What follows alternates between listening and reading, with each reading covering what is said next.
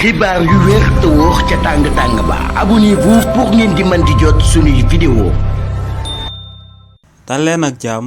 seen chaîne bi di Buzz 221 HD Amadou Ba bu Pastef daal dinay génn tontu Bouba Ndour mi nga xam ne dafa biral ay kàddu daal di wax que ne kookee lu ko taxoon a jug moom moo doon mu daal di ñëw ci émission bi ñu dippee jàkkaarloo daal di fay jaar teesante kookee di Badara Gadiaga bu ko defee ñu daal di koy téye daal di koy tëj ci kaso bi. si li ni mel kii di Amadou Ba bu Pastef ne ba mu déggee kàddu yooyee kii di Bouba Ndour daal di yëkkati jëmale ko ci jëmmam ne mbir moomee moom sax ci wàllu boppam mënu ko woon a gëm ndax ne en réalité ci bés boobee nga xam ne moom lañ ko invité woon ca jàkkaarloo ne ci même bés boobee dañ ko invité woon ca biir Seneweb ngir mu daal di fay teewee émission ban public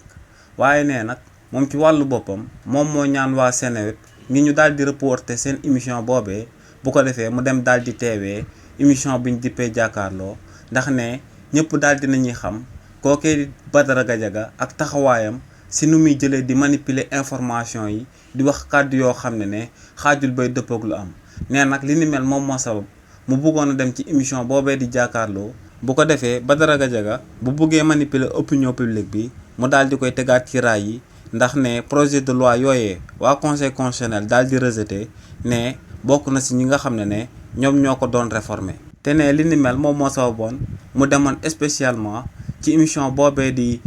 jàkkaarloo ngir daal di fay amal akub débat bu contradictoire moom ak kii di Badara Gadiaga nee nag si lu jëm ci luñ teg loxo kii di Badara Gadiaga ginnaaw ba mu yëkkatee foofee ay kàddu daal di koy jëmale ci premier ministre bii di Ousmane Sonko ne moom personnellement li ni mel d'accordu ci ndax ne moom daal di gis que ne réewu Sénégal prison yi dañoo daal di fees de telle sorte que ne liñ dippee diffamation kenn waru cee daal di téye nit daal di koy tëj ci kaso bi waaye ne daan bi nga xam ne moom la ñu war a jël daal di koy teg ci ndodd kuy amal diffamation moom mooy que ne ñu daal di jël akum nampaay gu bëri daal di koy teg sa ndodd bu ko defee nga daal di koy fay mais si li ni mel dañoo war a daal di saisir sa kër ba noppi daal di lay tere nga daal di dawal oto nee nag buñ demee ba àtte la ba mu leer naññ que ne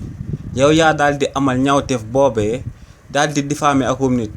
ci place publique bi ne bu ko defee ñu daal di jël sa kër googee daal di koy jébbal ki nga xam ne moom nga daal di diffamer ne li ni mel buñ ko amalee ci réewu Sénégal ne lu leer ba am moom mooy que ne ñu bëri dinañ bàyyi di toog ci plateau yi di diffamer ay nit ndax ne sénégalais yi ay atu kaso mun nañ koo daal di muñ waaye ne boo nangoo seen kër daal di koy jox koo xam ne moom lañ daal di yàq deram ci espace public bi ne li ni mel buñ ko amalee ci kenn ñaar balaa ñu ko ñetteel ne ñu bëri dinañ bàyyi di toog ci place publique bi di diffamer ay autorités. xibaar yu wér te wóor ca tàng-tàng ba abonnez-vous pour ngeen di mën di jot suñuy vidéo.